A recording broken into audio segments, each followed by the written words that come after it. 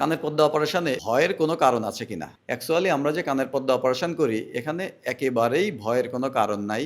কেননা আমরা পেশেন্ট যখন আমাদের কাছে আসে, তখন আমরা যখন অপারেশন টেবিলে নেই, তখন পেশেন্টকে আমরা মডারেট আইভি সেডেশন করি। ফলে তার অপারেশন নিয়ে যত ধরনের দুশ্চিন্তা, এই দুশ্চিন্তা একেবারেই থাকে না এবং আমরা কানের পর্দার ম্যাক্সিমাম অপারেশন আমরা শুধুমাত্র স্থানিক চেতনানাশক ব্যবহার করে শুধুমাত্র কান অবশ করে করি। ফলে পেশেন্টের যে পরিপূর্ণ অজ্ঞান করার যে হ্যাজার্ড, এই জটিলতার কোনো চান্স নেই এবং আমরা যখন এন্ডোস্কোপিক্যালি অপারেশন করি, কানের ভিতর থেকে পর্দা নেই এবং খুব মিনিমাম কোনো স্বল্প একটু জায়গা আমরা কেটে অপারেশন করি। ফলে এখানে কোনো রক্তপাত হয় না বললেই চলে। টোটাল অপারেশনে ২ এমএল বা ৩ এমএল রক্ত যায় কিনা, ২ এমএল, মাত্র ২ এমএল রক্ত যায় কিনা সন্দেহ।